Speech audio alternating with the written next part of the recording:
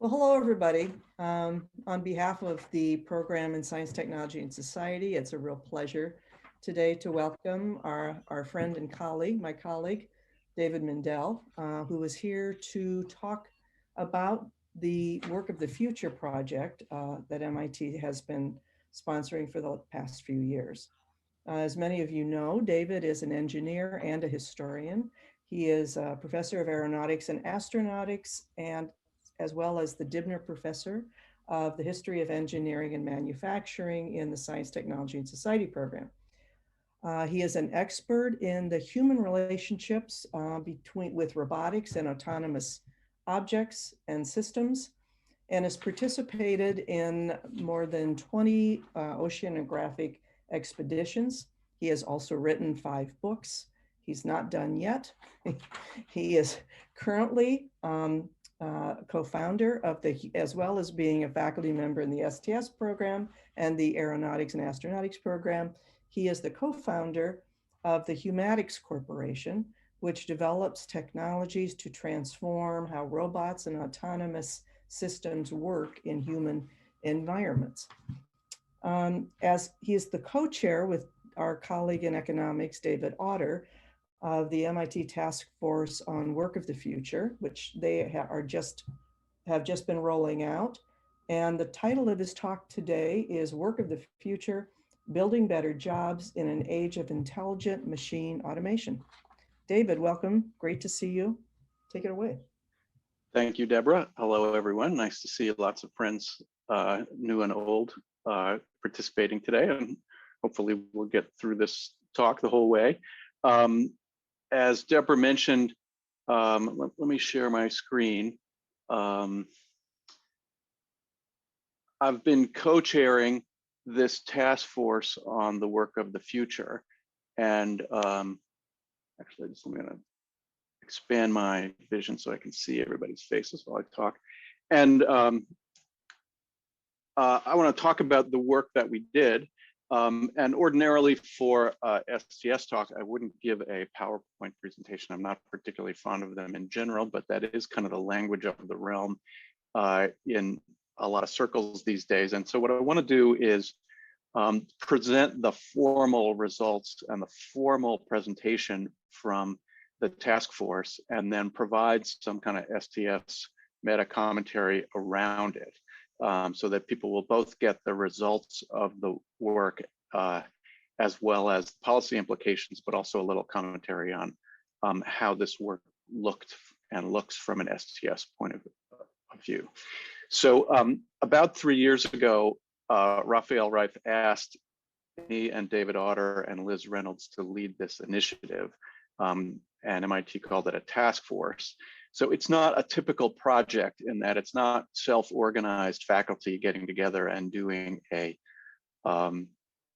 research project. It's we were asked in some way to speak for MIT on this important topic.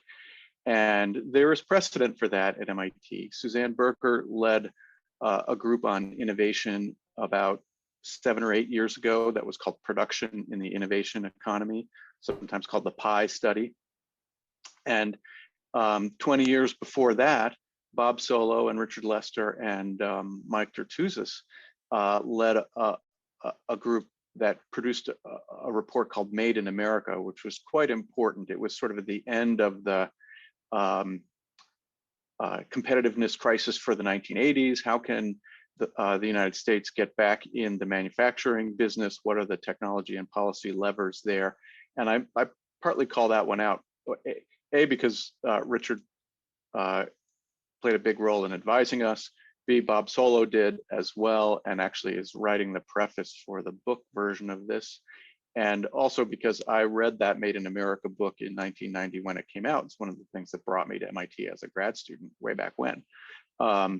So we put this task force together, and David Otter, you may be familiar as a professor of economics, and really one of the leading, if not the leading, labor economists out there today. Liz Reynolds has a PhD from the Urban Studies and Planning Department here, and is a real kind of technology policy expert, and has been leading the Industrial Performance Center, which Richard Lester set up. And the three of us were tasked with doing this thing without a whole lot of definition about what it was. So we put together, I wrote actually in my annual report to my department head, it was a little bit like running a temporary MIT department with 20 faculty members, 20 graduate students, and about 35 people on advisory boards and research boards for 2 to 3 years. We did what all of us researchers know how to do. We commissioned a bunch of studies, mostly led by the faculty members themselves, who raised their hands and did some variant of what they were used to doing, oriented toward this work. We were able to get funding from a number of private foundations. We got no corporate funding as a matter of policy, and put this incredible advisory board together that included people like Eric Schmidt and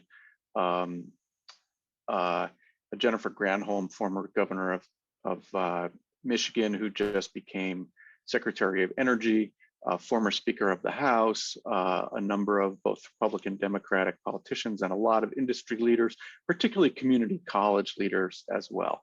And then also part of that was a research advisory board, which included both retired faculty from MIT and also faculty to fill in holes that MIT lacked the expertise in. Joel Mokyr, who many of you know from Northwestern, Gil Pratt from Toyota Research Institute, Rod Brooks, former MIT faculty member emeritus. And just putting that together was a bit of a lesson in MIT, in that MIT's networks are very coastal, we found. We knew a lot of people on the West Coast and a lot of people on the East Coast. A lot fewer people were easy to connect to from the industrial Midwest. Also, you know, MIT really has no labor historians on the faculty. We don't have really any economic historians anymore. We have of one of the largest brain and cognitive sciences departments in the country, we have one faculty member there, John Gabrielli, who studies adult learning. Almost all the rest of those fields are focused on childhood development. And we have only one faculty member in collaborative robotics. So even just putting the board together was revealing of MIT's strengths and gaps in some of these areas. We have lots of people in the Sloan School, lots of people in economics who look at labor, and that's of course a great strength of the Institute. We produced our final report last November. It's on the website, and there's a lot of material. I point you all to the website that's just Work of the Future, one word, .mit.edu. And this final report, which is maybe a 150-page document, is supported by about 25 research briefs that are more detailed summaries of the work that the faculty and the graduate students did. And this book has, this report, we turned it into a book in the last couple of months. It's just been submitted to MIT Press. It'll be out in book form, like the PI study, like the Made in America study for the fall, and a fair amount of good coverage in the New York Times and elsewhere about the main points of the report. I should also point out that on the one hand, it's not a coincidence that the report came out in November of 2020. We knew it would be after the presidential election. One of Raphael's initial goals was actually really to shape the public discourse around this topic in the course of the lead up to the election. But I should also point out that for 99% of this work, we didn't know who was going to win that election. And we're pretty careful to try to write stuff that would be amenable to both parties, and actually had a fair amount of interest from the White House in the course of the work. And it's a little bit ironic in my life that the only time I've actually visited the West Wing for business was in the Trump administration and not in any of the administrations that I voted for. So I mentioned those publications. A lot of the meat of the work is really in the working papers. Whoops, I keep hitting the wrong key. These are more specialized foci on particular industries, particular expertise of the faculty. So, and these are all available just on PDF for download. We have one on healthcare, which is a huge amount of the workforce, particularly at the low end. Darrow and Esimoglu on taxes and how we tax labor and automation at different rates that favors companies to to overemphasize automation. Frank Levy, recently retired from DUSP, who was one of the early thinkers in this field, did a really great one on logistics. David Otter, I won't read down all of them, but there are many, many more specialized versions of the story that I'll tell you today.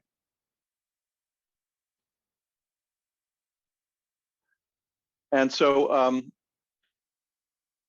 one of the questions that we started with, and David actually had written a paper about this, why are there still so many jobs?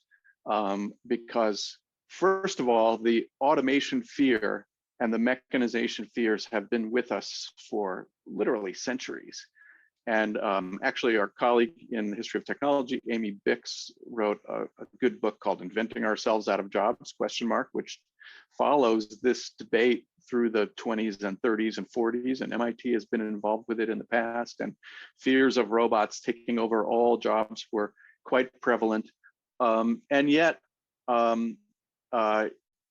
employment to population ratio, something that economists measure, have been relatively constant, slightly in decline for men, and dramatically increasing for women. So there's a lot of people out there still working, despite the fact that we can roll cigarettes with machines that used to be taken by people, and a lot of farm work has been mechanized and automated over the years. And there's certainly plenty of jobs that have been lost, but there are also a lot of other jobs out there. What are people doing? And David is sort of an expert in the employment classifications reported by the US government. And more than 60% of today's jobs, he found, didn't even have a job classification in 1940. That probably includes most of the jobs that we in this room have, like historian of science or historian of technology, or web developer, or I'll list a few others in a few minutes. But there's obviously been these new industries, new jobs, new technologies that have created enormous both volume numbers of jobs and many new occupations at the same time. Here's a few of them. The ones on the left are the sort of familiar ones for MIT, like airplane designer or AI specialist, and when these titles were added to the US Census. On the right side, many other types of jobs that actually David calls wealth work. These are largely urban service jobs. Actually, he doesn't even include them here, but dog walker, massage therapist, aromatherapist. These are huge growth areas, many of them taken by either 2 to 4 years of college, many of them urban, many of them held by women, and also quite vulnerable, many of these professions. They're basically service industries for the urban wealthy to a large degree. But they are new jobs and new job classifications that just didn't exist 50 years ago. So we're not running out of jobs per se. Also, and this is a famous curve, there's been an enormous gap between the growth in US productivity, that's this top purple line, the average compensation, which more or less follows that top purple line, and then the median compensation, which is the compensation that's not drawn to the high end by the high outliers, and is much more typical of what really truly average American workers make. And you can see around 1980, from 1948 until around 1980 or sometime during the 70s, those curves tracked each other very well. That's to say that most American workers benefited from the increases in productivity afforded by technology and other things in the economy. And around 1980, those things started to diverge, and they started to diverge dramatically. Sometimes this is called the Great Divergence, and at some level in one chart, this captures the story. Not that the economy hasn't been growing, not that productivity hasn't been growing, but that those benefits have really not gone to the vast majority in terms of numbers of the people who are working. So why did that happen, or why didn't that happen? The digitalization of work has proven to be a big part of that. I often use the case of what we're doing right now. Telepresence is a form of automation. We're able to gather through Zoom across the globe without leaving the comfort of our homes. And who knows how many seminars each of us have attended this week like this. And if you're a knowledge worker, like those of us in research at MIT are, digital techniques and tools have made us very much more productive. And the pandemic has just exacerbated that effect. At the same time, think of the caterers, the Uber drivers, even the airline workers, and all the people we used to rely on to go to in-person conferences and in-person meetings, right down, through many different levels of the economy, have been extremely negatively impacted by this increase in productivity. So even in this apparently innocuous medium of Zoom, this phenomenon of digitalization benefiting the higher end knowledge workers and severely impacting those in the hotel industry, those in the food service industries, those in the transportation industries, which are historically both low income, low skill, but also social elevators and very precarious roles, jobs for the folks in the economy. Here's another example of that. Just looking at the kind of pay scale, high pay jobs have increased, low pay jobs on average have increased. It's actually many of the intermediate jobs that are, again, often the ones that have been automated away by things like email and PowerPoint and other things have declined. Just think about clerical work. Even in the STS department, when I came to STS in 1991, there were probably 7 or 8 administrative staff members for 15 or 20 faculty. Now there are maybe 1 or 2, and those kind of clerical work was often, administrative work was often a kind of escalator for middle income and middle education work. People could move to the city, rub shoulders with those in a managerial class and move up accordingly. And again, actually one of David Otter's pieces here has been the faltering escalator of urban opportunity. The premium for moving to a city has essentially evaporated over the last 30 years. Also, obviously, globalization overall, enormous benefits from opening up of trade borders, but especially in the United States, as we see, and with obvious political implications for the last couple of political election cycles, enormous pressure on manufacturing and the communities that support manufacturing jobs. And also institutions. It took me a while to really understand what economists mean when they say institutions, and they more or less mean anything that's not money. Not exactly the same thing that historians mean when they say institutions, but all of these surrounding social formations, obviously labor unions, but also things like minimum wages and employment regulations have been severely weakened in the United States over this exact period where the Great Divergence has taken place.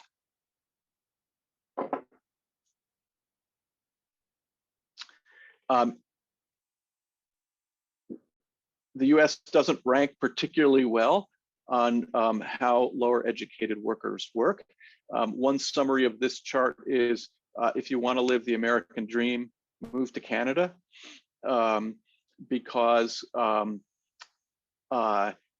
even just comparing McDonald's wages in Canada, much less Germany or Norway, American workers are toward the bottom of the pack.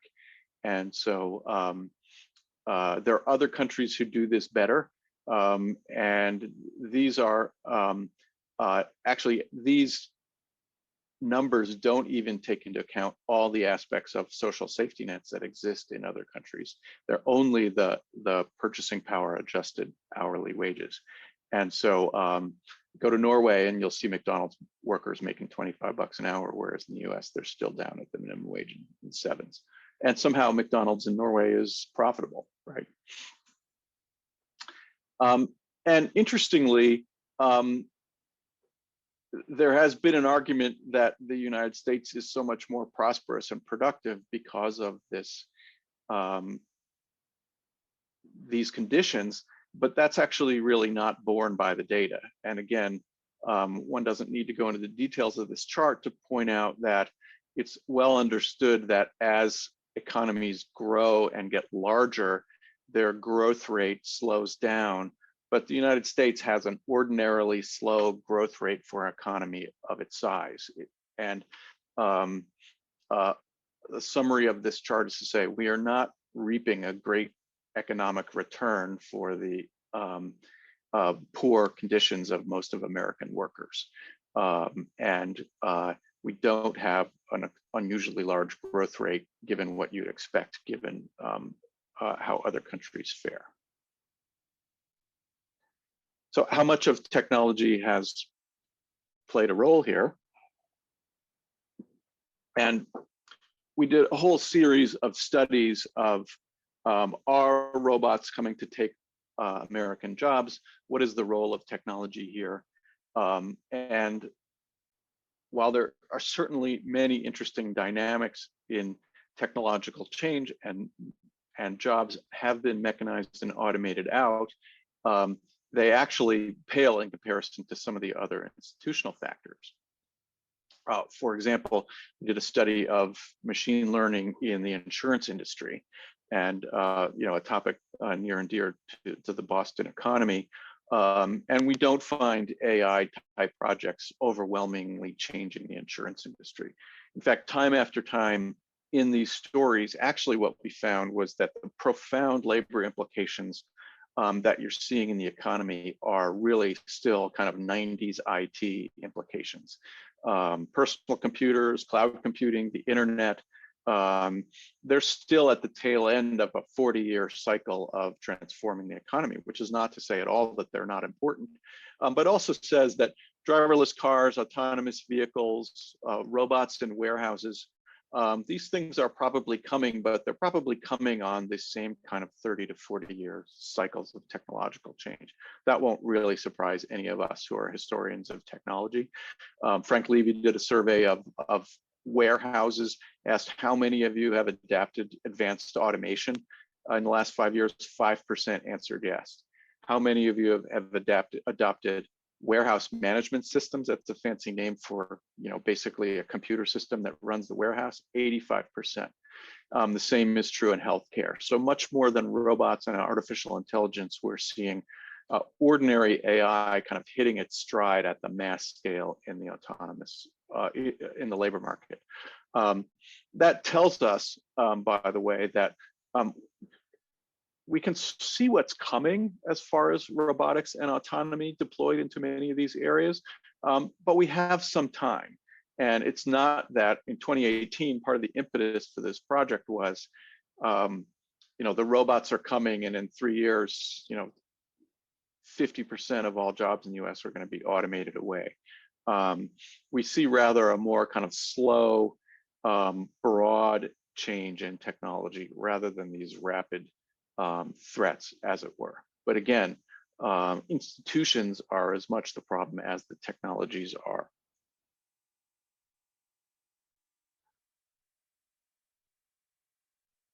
So just to summarize those, again, just to jump to number 3 here, we can see the places that the future is emerging.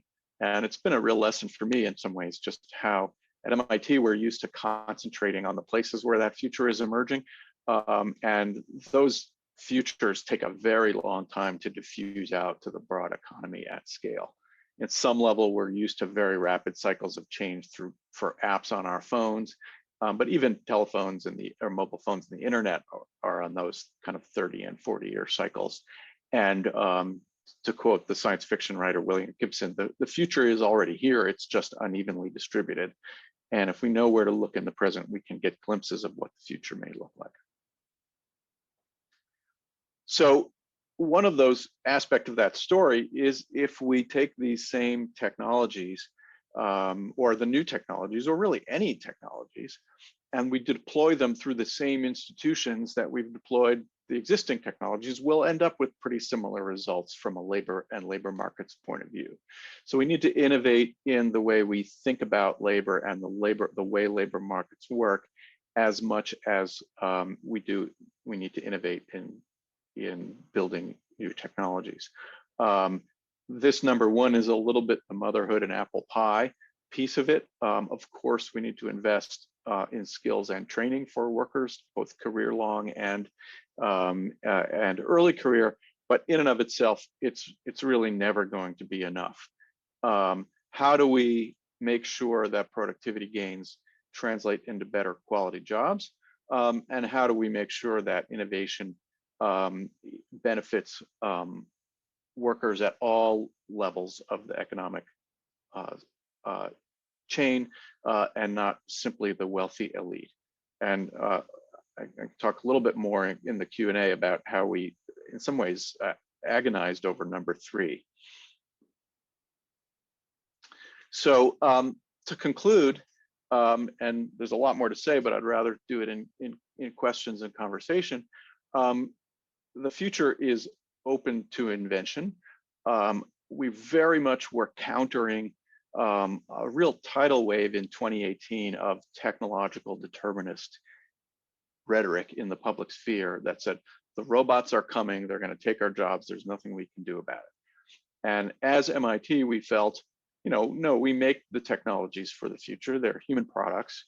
And there are many, many choices that go into how those technologies are deployed, how they affect workers, how they change manufacturing, how they change jobs. Let's pay attention to what those choices are, all the way upstream from the way we educate our engineers to the way we do research projects, but also in the thousands of decisions that get made in implementation and adoption.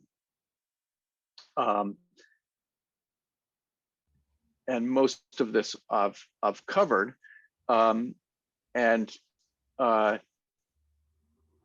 Toward the end, that so many of today's jobs were not invented 50 years ago, we have the opportunity to invent many of the jobs for the 21st century. And at some level, the largest, and I will say personally, especially vis-a-vis working with economists, fighting this technological determinism narrative was a huge part of what I tried to contribute to this project, and to really lay out a world where it says, we don't know what technology is going to do. Don't trust the venture capitalists and the Silicon Valley entrepreneurs who are saying they know how the future is going to come out and it's inevitable. It's not inevitable. It's very much shaped by a lot of choices in adoption. And it's also very much shaped by things that happen in Washington. And of course, 2/3 of the way through this project, the COVID crisis hit, and we watched a number of different developments happen. I mentioned some of them as far as our adaptation to remote work, but there are also enormous changes in the ways that government policy has been willing to deal with problems of labor. There's election results. I'm happy to talk more about those, but clearly, and this goes right through the stimulus bill that was passed last week, as well as the infrastructure bill that is coming. There is a whole new mentality in Washington about how to think about dealing with these problems. We did not originate that mentality. That's not how policy in Washington gets made. At the same time, MIT putting a stake in the ground with an institutional voice and saying, these are the things we think should happen, and even more important, these are the basic principles that we should work from, really does have an impact there. And in STS, folks are often asking, how can we have an impact in Washington? How can we have the work that STS does have more an impact in the real world? That's a complicated question. There's not a simple answer to that. There are limits to what university research projects can do. At the same time, there is real value to having this kind of work circulating in Washington, and we spend a lot of time these days briefing it and briefing it and briefing it. We've been in conversation with the White House and congressional staffers in both administrations or both parties from before the election through now. And at the same time, it's really when the policy gets made and the legislation gets written that things get turned into action on the legislative front. And that's not what professors ordinarily do. And so I'm just going to close with one piece of news from 2 days ago. Our co-author and co-leader of this, Liz Reynolds, is going to the White House to join the National Economic Council and be their lead for manufacturing and technology. That's a wonderful channel by which things can really happen in Washington. She will bring many of these ideas and and the dozens and dozens of people involved in this conversation to really making the sausage on a daily basis. At the same time, she'll be competing with all the other policy priorities and so on and so forth. And again, many of the ideas in this report are not things that we invented or we're the first people to put together. I think we were the first people to put them together with this opening of a black box toward technology development and saying, we really can shift the way that we develop technology. And there's a lot of great historical evidence for that. But there were a lot of ideas in the water supply, as it were, floating around already that we hopefully crystallized and helped give a variety of nudges to in ways that are meaningful. We have directly briefed senators and congressional staffers, and they're hungry for ideas, and those things do get into legislation, stimulus bills, policymaking in a variety of ways. And time will tell. These are slow, important processes. Obviously, the minimum wage increase didn't find its way into the stimulus bill. But I'll just point out, if you look at Pete Buttigieg's congressional testimony for his confirmation hearings, it's all about how the importance of public transit and transportation policy for equitable workforce and for people in low-income occupations able to get to their jobs in a reasonable, easy, and relatively climate-friendly way. Again, I don't attribute any of that to our report. I don't think he's read it, but I do think there are these ideas that are out there in the air, and they're finding their way into a new way. And it's been a really interesting, exciting time to work on this topic, because things are possible in Washington and in state governments that really were not considered possible 3 years ago when we started this work. So it's been fun to be part of that conversation, and we'll see where it goes from here. So I'll stop my share then, and happy to open up for questions.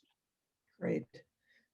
Thank you so much, Dave. Wow, that's a lot to to chew on. I would say that people who have questions can either raise their blue or yellow hand, and I will keep track, or you can put something in the chat, and I will get to it as I'm able to do so. I want to actually take the prerogative to ask the first question, Dave. One of the things that's been bugging me about this whole genre, honestly, is what is going on with educating people for the future. We hear and have been hearing so much about that, about turning, the ship towards the jobs that are really anticipated, the jobs that we see out there, more STEM, less of everything else, et cetera, et cetera.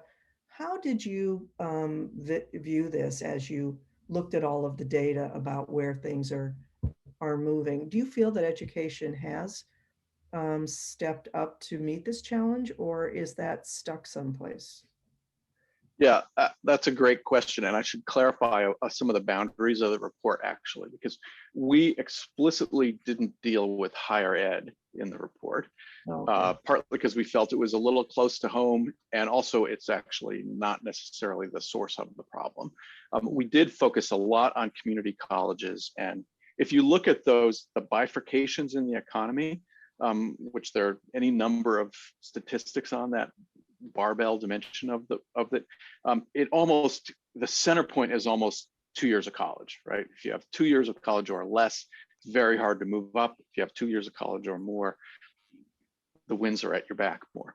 And so we put a lot of effort into community colleges and community college systems. We had a lot of interaction, and as well as advisory board members with some of the leaders of the community college, of the leading community college systems in the country.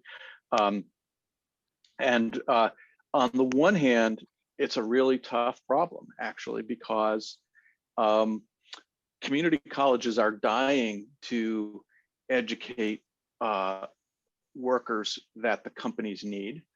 And at the same time, the companies are not very good at articulating what it is they need, and even worse at articulating what they're going to need in 3 to 5 years, which is what it takes to create a program at a community college.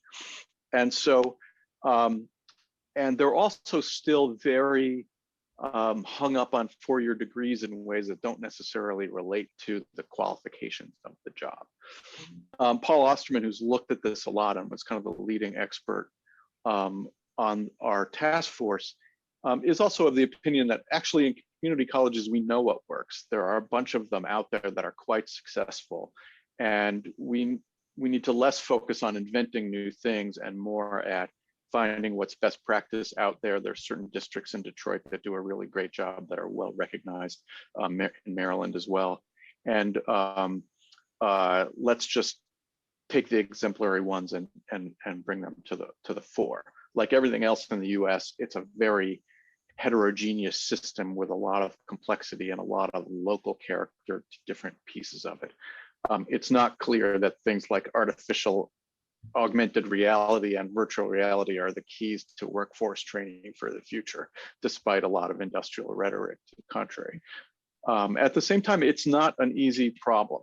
And even harder is the mid-career training problem. So again, John Gabrielli, who studies adult learning, will tell you that the ability to learn new cognitive skills declines more or less linearly from your 20s, and to retrain people in those kind of narrow ways in their 40s and 50s is very hard.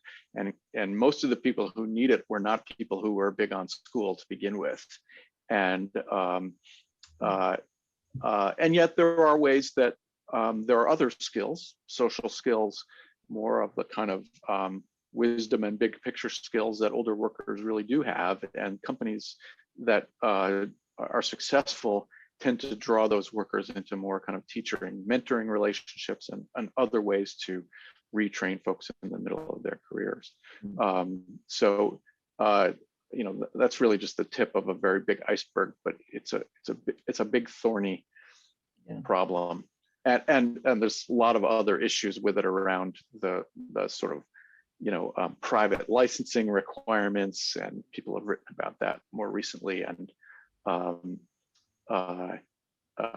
it's clearly essential, but it's also within an other, investing in workforce training is essential, but not enough. Right. Great, thank you. Vic?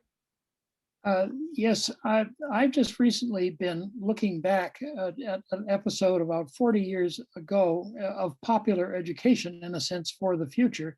I was the technology person at the New York Times, charged by them to describe in journalistic terms what technology meant in the 1970s. I've recovered the 369 articles that I did, looking now at the topics that I actually covered. I think the underlying thing was there a technological agenda for the United States, such as energy independence or environmental improvement or things like that? I didn't really realize in the pressure of the time that I was in fact exploring that question as a reporter over a 5-year period. And I'm now re-examining that in what I hope will be a book about technology journalism and what it means. That is definitely an education for the future in popular terms. That's something that you have an episode about 40 years ago.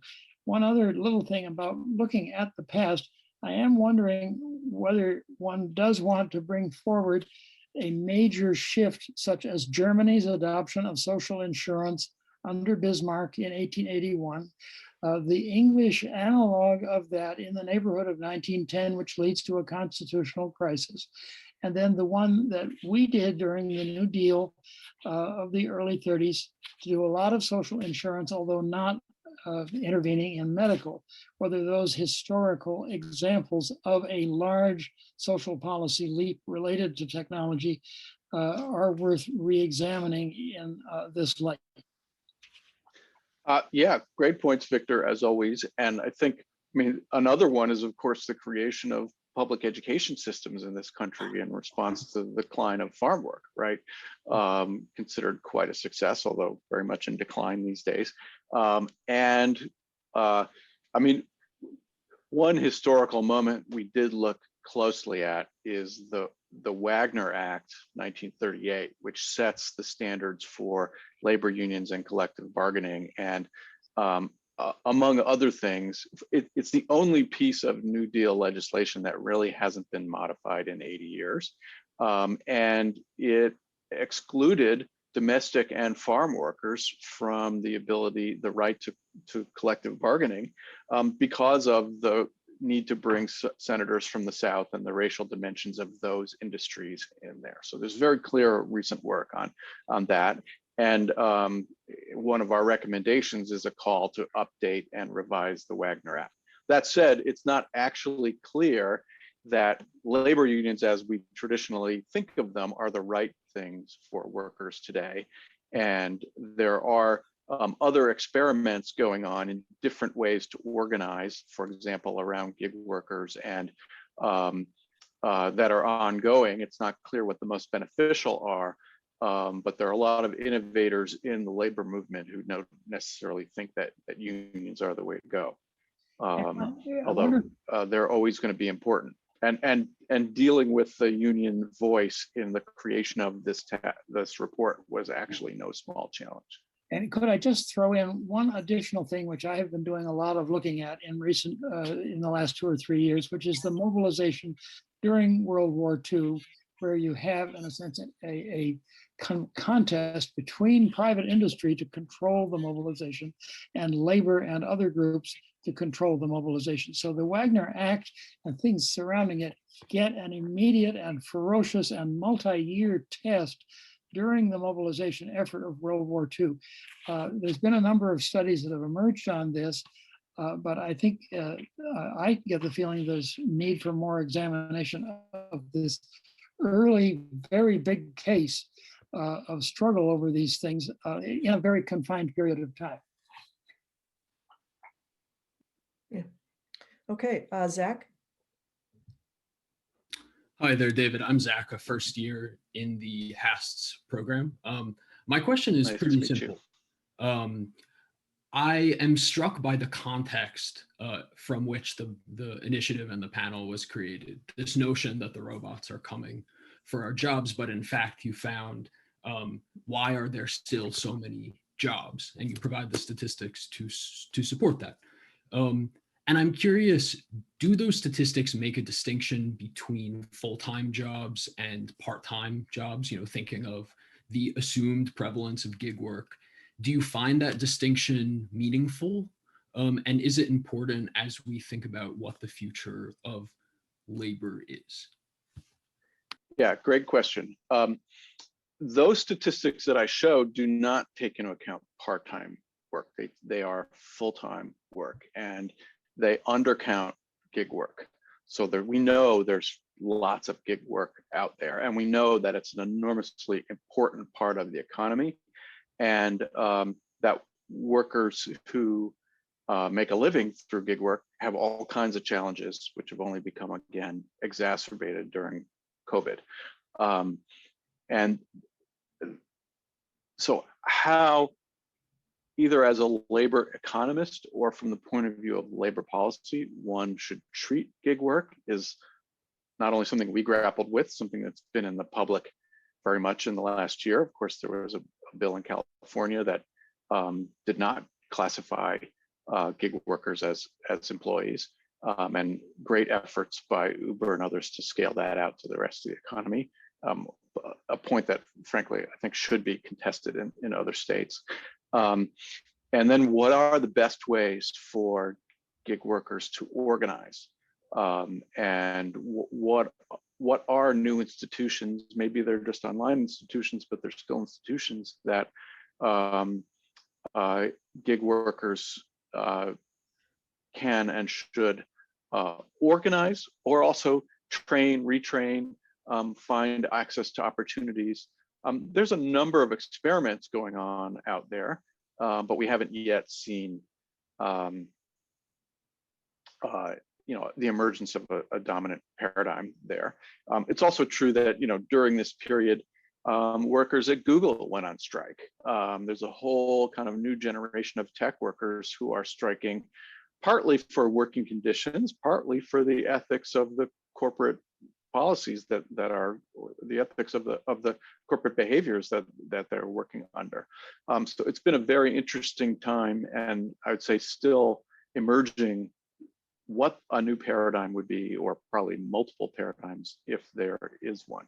One of our advisory board members is a guy named David Reif, who started the SDIU, the Service Workers Union in Seattle, instrumental in getting the $15 minimum wage in the state of Washington, and kind of graduated from that and thinks there are other kinds of new institutions to come out, like maybe a kind of AARP type institution for workers that is got a sort of for-profit arm, maybe providing health insurance and life insurance, and then has a kind of advocacy arm. As yet, such a thing has not managed to get started, and so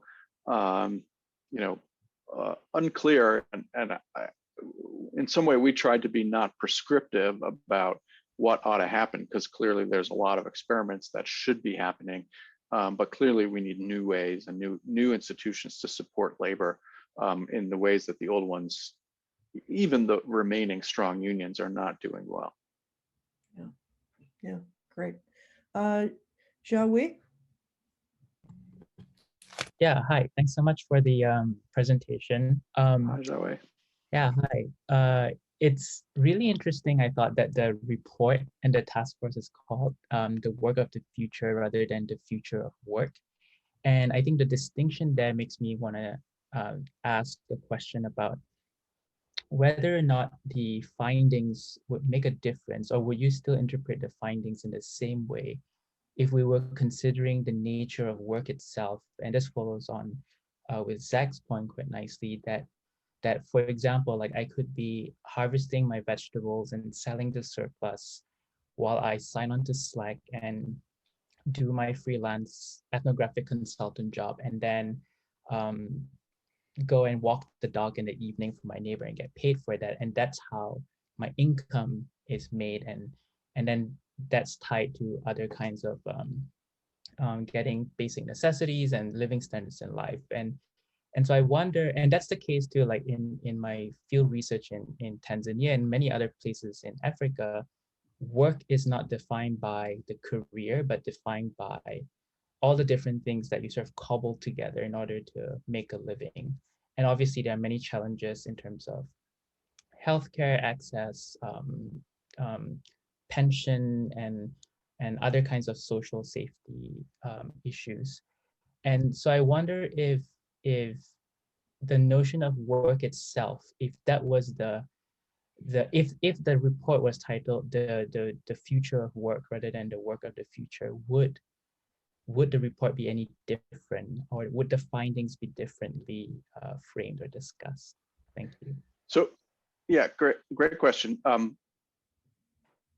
We were asked to look at the future of work. I renamed it the work of the future because we started with an assumption that work is not going to go away and that work is going to be here. Okay, and it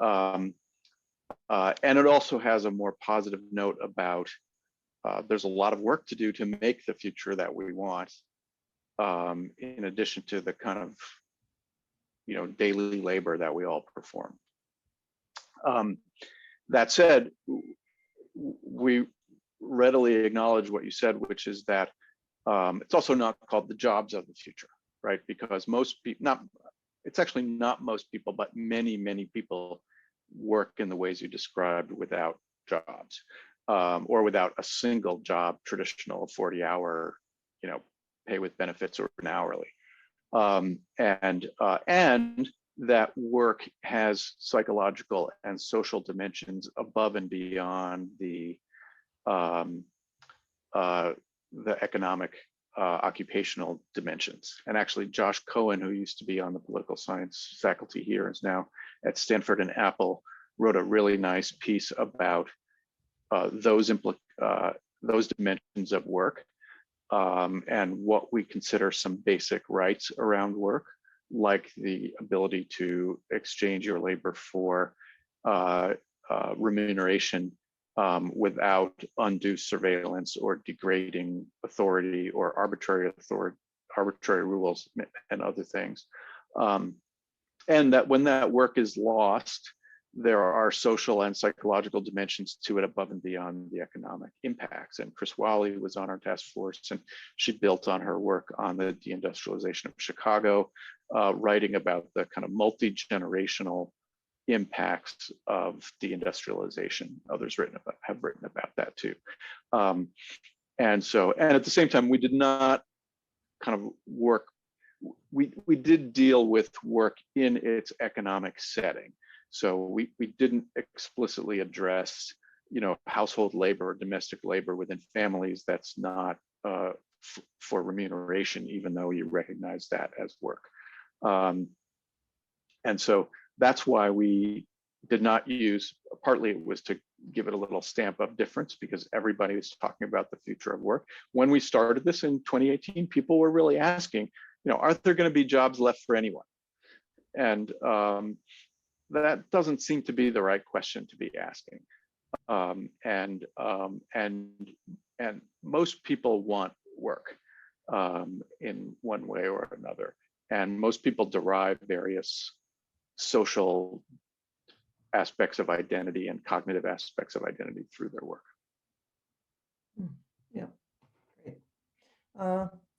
Thank you. Andrew. Hello, thank you for the presentation. I'm Andrew McGee from Carnegie Mellon University, and thank you to the MIT STS for letting interlopers come in and listen to the talk. And thanks to my colleague Whitney Lamley and to Joanne Yates for telling me about this. I'm very interested in this project, Dr. Mindell, and I had a question that comes from my own research because I'm looking right now at the so-called Great Automation Crisis of the early and mid-1960s, when there's a lot of similar rhetoric to what you were describing in 2018, a fear of forced automation-based unemployment and joblessness and reshaping of the labor market. And what I've found is an interesting discussion over institutional diffusion that's sort of an inverse of what Zachary Laroque was asking about. I'm finding debate over what sorts of state and government-based institutions will be the overseers, will be the gateways for these kinds of new policies around response to automation. I'm wondering how you and your colleagues thought about this. So to give an example, I found a lot of debate about whether questions over automation in the workforce are questions of labor or questions of technology. Is this the sort of thing that the Department of Labor oversees, that HEW oversees because it's a question of human welfare? Is this something for a new department that scientists need to oversee? And I find that some of this discussion essentially diffuses in a debate over who will actually oversee it. And so I wonder, in your case of framing it as both a question of work, as a question of human experience and of technology, what regulatory capacity, what state infrastructure is actually the one making decisions? Is it something existing or do we need something new? Thank you. Yeah, that's a really interesting question. And a couple dimensions of that. First of all, I mean, the report itself does not have a ton of history in it. And